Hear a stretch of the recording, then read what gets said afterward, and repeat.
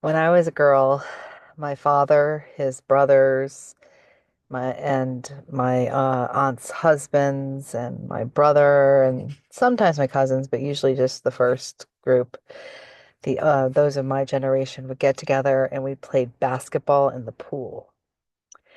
And the fun part about playing basketball in the pool is that the goal, the hoop would go like this in the water and move around.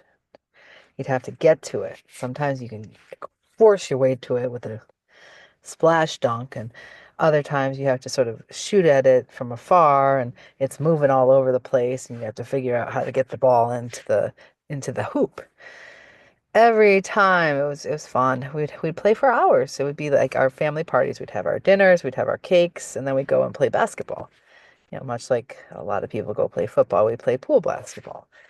We also played street ball in the front on the front atrium of our driveway too, and baseball and football and all those other things too. But basketball was really fun in the summer. We were really, really fiercely competitive. We get a lot of burn a lot of calories.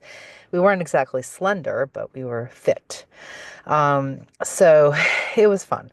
And it was great to see, how to win and, games we play. I don't even know who kept score and who won what. I won a lot because I had a lot of basketball skills. But, I was playing with the boys. I grew up with three boys and I was playing with the boys because I played, I went to starters basketball camp in Connecticut. Started my traveling early at a young age in terms of engagement with other cultures and communities. And also did a lot of that through actual engagement on the court where we won the New England Championship. So I was at the regionals even before going to high school. So anyway, the point is that with that kind of moving goalpost, you learn sort of strategies to how to get to it and how to get around people and what to do in order to get to them and ways to sort of maneuver so you can get to that actual hoop. Sometimes you have to muscle it a little bit. It was a very physical sport. There was nothing, wrongful with the sort of physicality. It was, you got up to your man and you posted up to try and protect defend the net if you didn't want them to get to the net if you're on defense, and you kind of put in a little bit to try to get into the actual basket yourself. And if there's no dribbling involved, obviously it's more like water polo when it comes to that. But there's a sense of, you pass it to your man who can get to it or whatever else. So it was a very fun sport.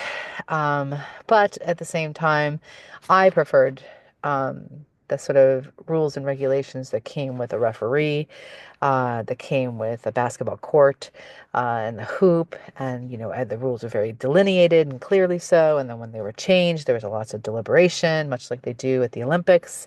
When they modified changes of rules, they really discuss and debate how a rule is formed. And now that in and of itself can be problematic if you don't get all the actual rule makers to the forum, which I think arose with the Ukraine-Russian vote when it came to the United Nations decisions in 2022, especially, which I don't blame the General Assembly president per se for it. I think it was just the game at the moment. And perhaps there was a lot of, fog of war happening, not just in the physical realm, but the cyber realm. Having encountered the United Nations myself on a number of occasions and having to suffer with a lot of the obfuscation and the obstructive mechanisms that do arise. So the point is that may have remembered that I posted a note about instituting or implementing an amendment or maybe overriding or maybe just nullifying. I'm not sure exactly how to exactly do it, but making it so that when with our presidents that we can keep them longer than just 1 or 2 terms, that we don't fight for such election terms so that it's such a just sort of divisive government so that we're always sort of rugbying things and back and forth or whatever. So I guess rugby is good for the people that earn their way to sort of, get a lot of academic knowledge and wealth and whatever else. But you get a lot of casualty, I think, sometimes when it happens with that. So in any event, I think the reason I'm starting with the basketball moving goalpost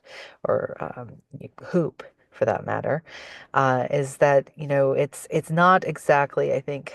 what we would want as a nation. Transitional governance has different international mores and customary international laws and jurisprudence that apply to such transitional governance. And such a big nation like ourselves needs that less moving of the basketball hoop and more stationary of a hoop so that we can deliberatively get through that rulemaking process to change things the way sort of a more structured governing structure would do. Now, indeed, expeditious rule changing and rulemaking can arise with more rapid technology to allow such to happen, and it should for certain things, especially for emergency situations and things of that nature. But again, even that should have a structured rulemaking procedure for happening and does. One of, even leading up to the Cybercrime Convention, there was someone who had enumerated all of the policies and procedures when it came to cyber warfare.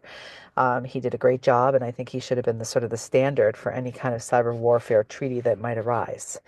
Now, with that treaty, and this is a bit of an aside, but with that treaty that recently came out, I'm concerned about its sort of myopia, where it's just focused on criminal activity, as opposed to sort of the totality of cyber activity. I think by focusing on crime, it kind of, it turns with respect to our great men in the policing world into a little bit of an oligarchical structure when it comes to engagement in the cyber world. And we've already struggled enough with trying to engage in other public and communist-ish too, where we've had to engage with other public resources like streets and highways and airways and seaways and things of that nature. Of course, we defer to the authority of those that govern and protect those resources, but it should not be to the extent where we don't get to ride on the highway or fly in the airs or go into the ocean at all, like we did that day on 9/11 when we had such an atrocity arise.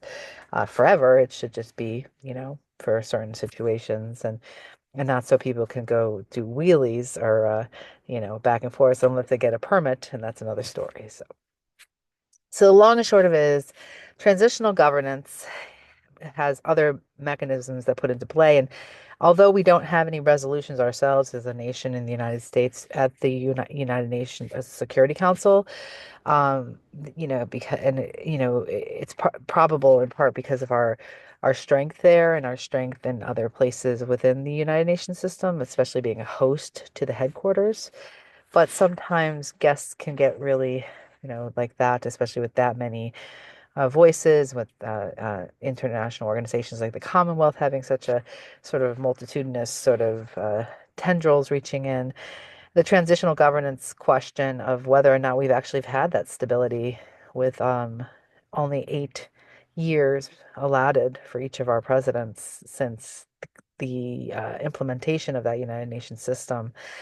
I'm concerned at our nation's strength, especially with, it's no secret with the sort of promise of private property in my family's heritage, not just here, but in other parts of the world, yielding to perhaps public grabs of that property without real due process or even, and sort of a long-term planning process of another group to ensure that my resources, whether it's financial or networking resources, were sufficient enough so that I can protect against such a grab at a certain age.